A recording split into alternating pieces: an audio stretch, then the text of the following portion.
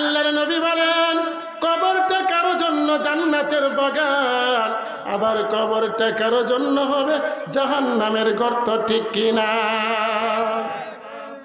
খলিফাতুল মুসলিমিন হযরত উসমান রাদিয়াল্লাহু তাআলা আনহু তিনি কবর দেখলে কান্না করতেন। সাহাবায়ে কেরাম জিজ্ঞেস করত, ও খলিফাতুল মুসলিমিন, আপনি জান্নাতের আলোচনা করেন, আপনি জাহান্নামের আলোচনা করেন, কিন্তু এত কান্না করতে দেখি না। আপনি কবর দেখলে যত কান্না করেন। খলিফাতুল মুসলিমিন হযরত উসমান বলে, ও নবীর সাহাবীরা, আমি কবর দেখলে কেন কান্না করি জানুনি? কবরটা হলো আখিরাতের প্রথম মঞ্জিল।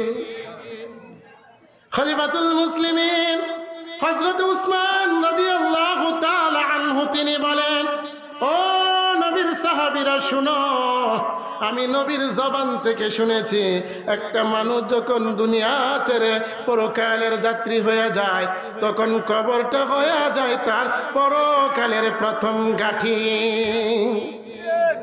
এই কবরটা যার জন্য সহজ হয়ে যায়, সকল গাঠি তার জন্য সহজ হয়ে যায়।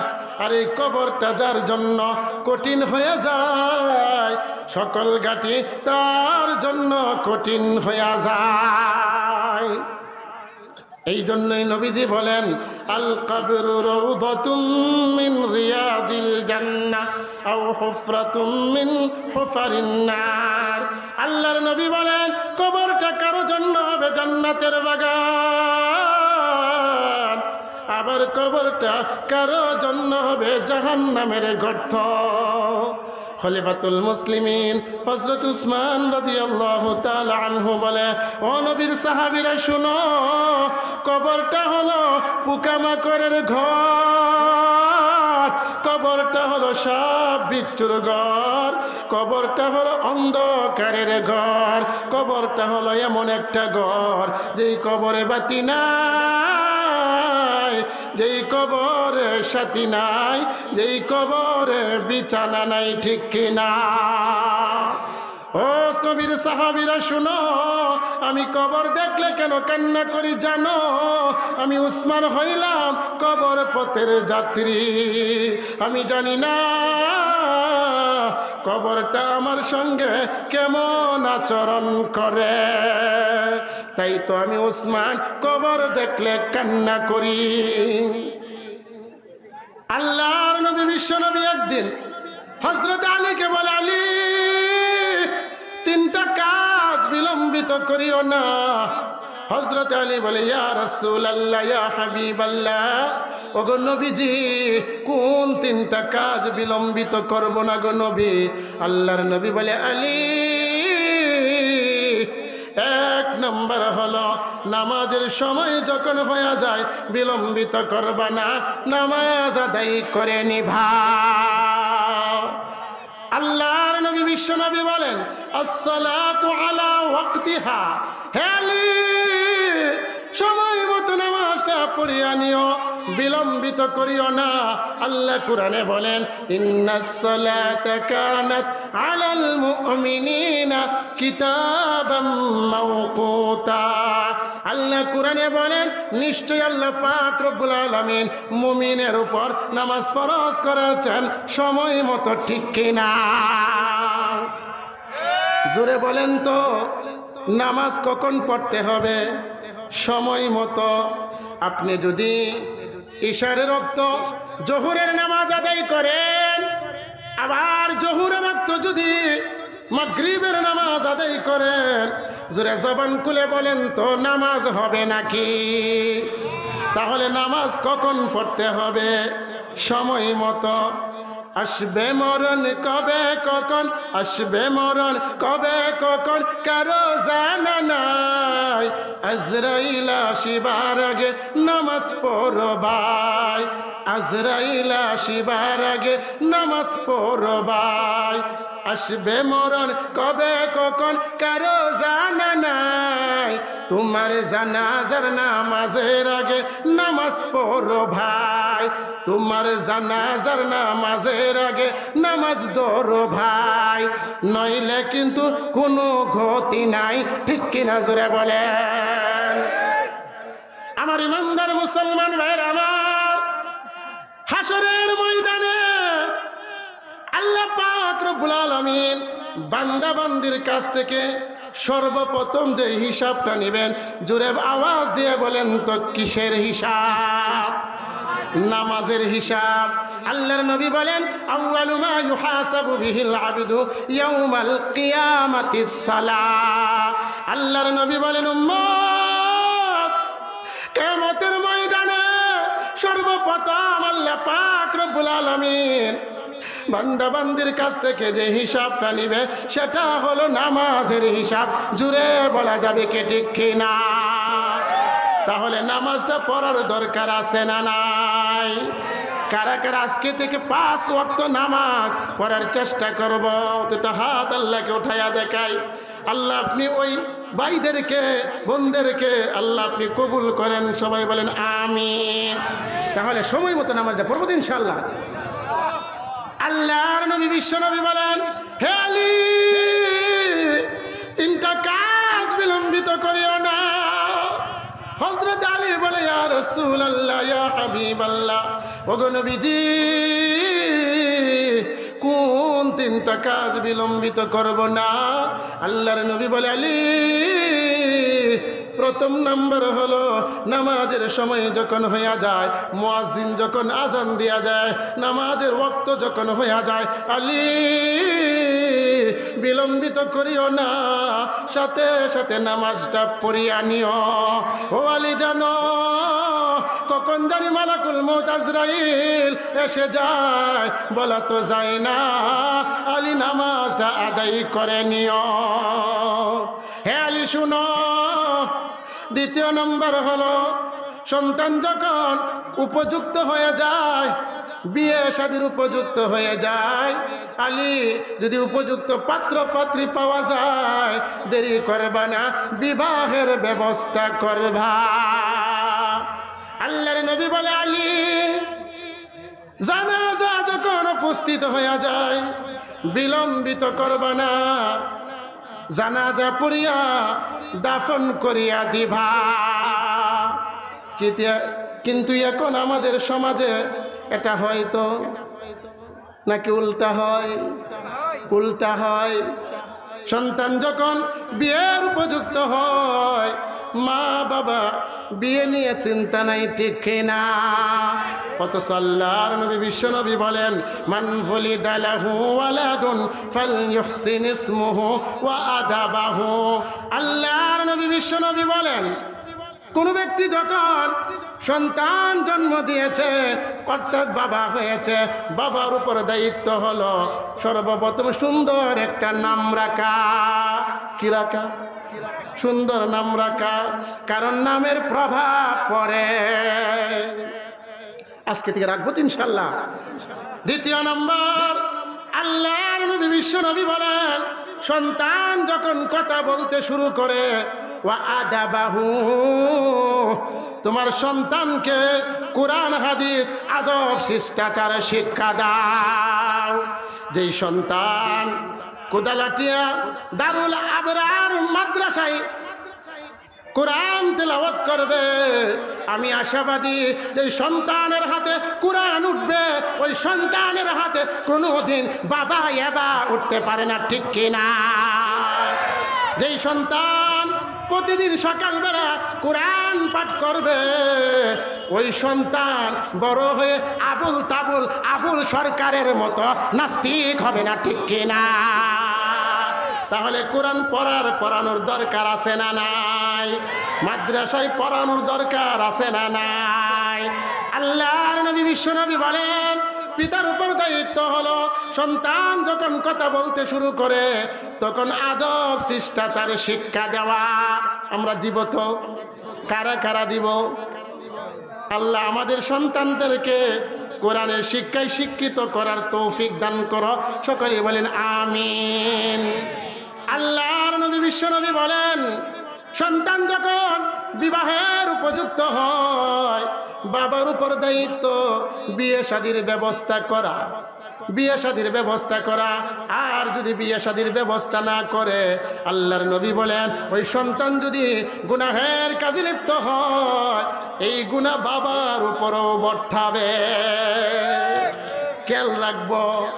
আল্লাহর নবী বিশ্ব নবী বলেন, হে আলী, সন্তান যখন বিবাহের উপযুক্ত হয়, বিলম্বিত করবা না। উপযুক্ত পাত্রী পাওয়া গেলে বিয়ের ব্যবস্থা করে দিবা। তৃতীয় নাম্বার হলো, আলী, জানাজা যখন উপস্থিত হয়ে যায়, বিলম্বিত করবা না। জানাজা পড়িয়া দাফন করিয়া দিবা। সে যদি জান্নাতি হয়, তুমি কেন তাকে আটকে রেখেছো? তাকে তার গন্তব্যে পাঠিয়ে দাও।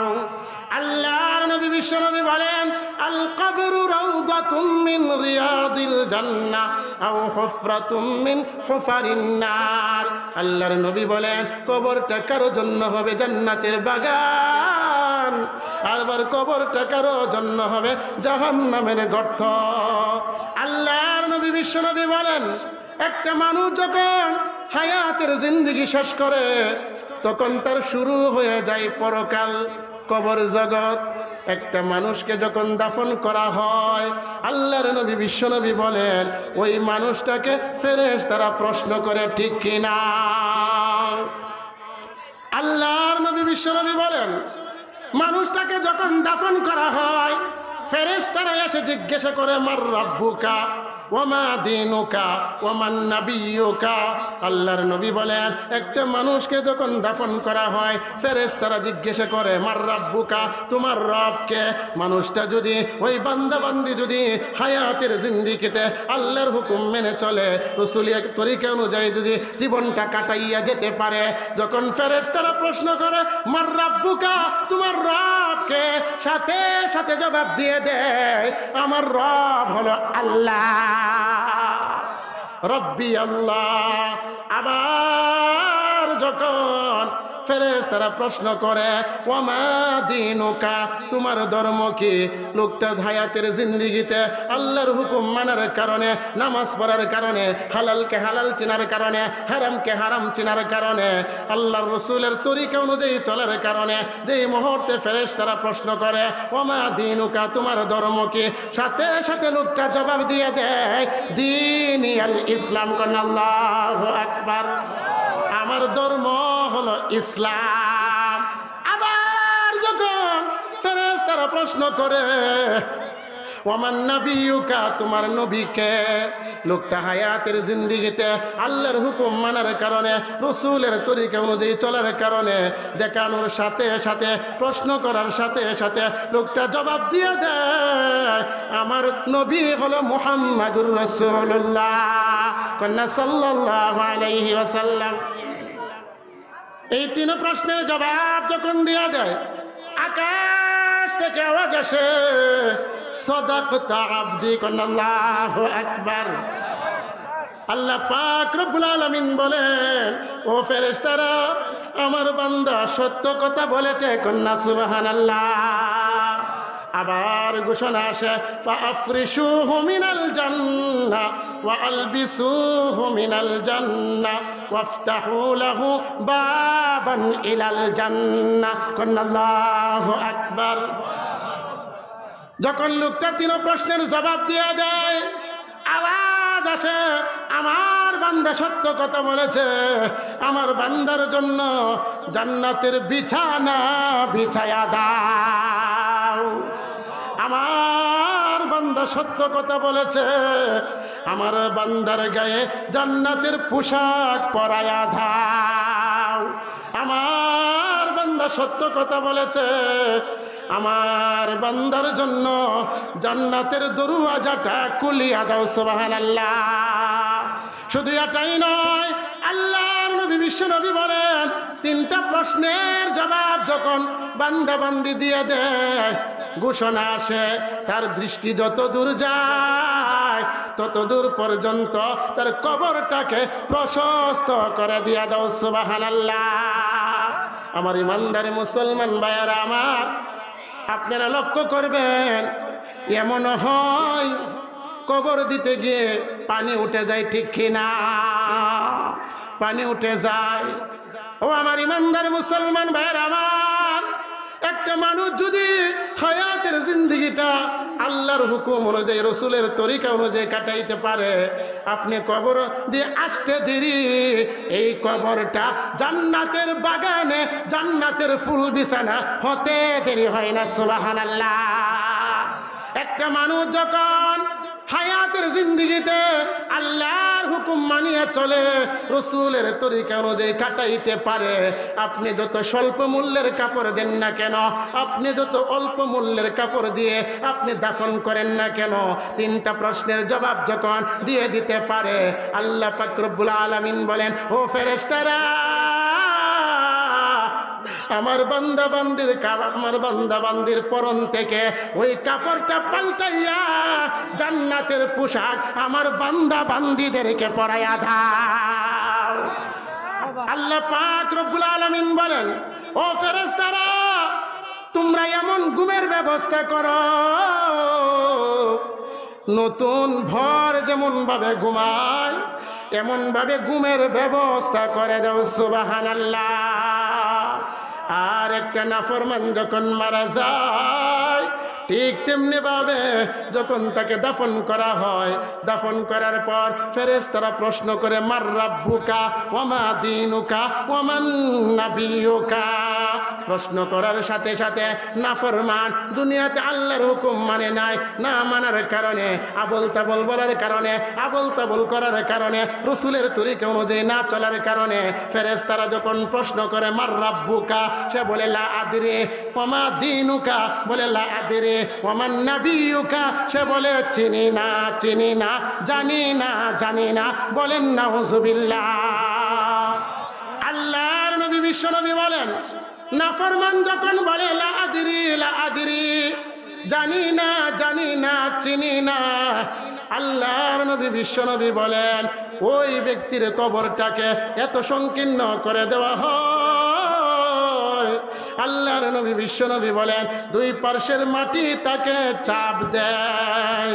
আল্লাহর নবী বিশ্ব নবী বলেন, এত জোরে চাপ দেয়, এমন জোরে চাপ দেয়, এক পাজরের হাড় অপর পাজরের হাড়ের ভিতরে ঢুকিয়া যায়। আর নাফরমান চিৎকার করতে থাকে। আল্লাহর নবী বিশ্ব নবী একদিন আম্মা জান আয়েশাকে বলে, আয়েশা রে, একটা নাফরমানকে যখন কবরে রাখা হয়, দুই পার্শ্বের মাটি এমন জোরে চাপা দেয়, চাপা দেওয়ার কারণে এক পাজরের হাড় অপর পাজরের হাড়ের ভিতরে এমনভাবে ঢুকিয়া যায়। এক হাতের অঙ্গুলি আরেক হাতের অঙ্গুলির ভিতরে যেমন ভাবে ঢুকিয়া গেছে, আয়েশা রে, নাফরমানের এক পাজরের হাড় অপর পাজরের হাড়ের ভিতরে তেমন ভাবে ঢুকিয়া যায়। আর তখন নাফরমানেরা চিল্লাতে থাকে, কেউ শুনে না, কেউ শুনে না, আত্মীয় স্বজন কেউ শুনে না, ঠিক কিনা? আল্লাহ বলেন, সব মাখলুকাত শুনে, কিন্তু মানুষ এবং জিন ছাড়া সকল মাখলুকাত তার আওয়াজ শুনতে পায়। আল্লাহর নবী বলেন, শুধু এটাই নয়, নাফরমানকে যখন কবরে রাখা হয়, নাফরমানের কবরের মধ্যে আগুন জ্বালায়া দেওয়া হয়। আল্লাহর নবী বিশ্ব নবী বলেন, আল কবরু রাউদাতুম মিন রিয়াদিল জান্নাহ আও হুফরাতুম মিন হুফারিন নার। কবরের মধ্যে নাফরমানের আগুন জ্বালায়া দেওয়া হয়। আপনারা দেখেছেন ঢাকায় উত্তরায় যখন আগুন লেগেছিল, সারা বাংলাদেশ হাহাকার, ঠিক কিনা?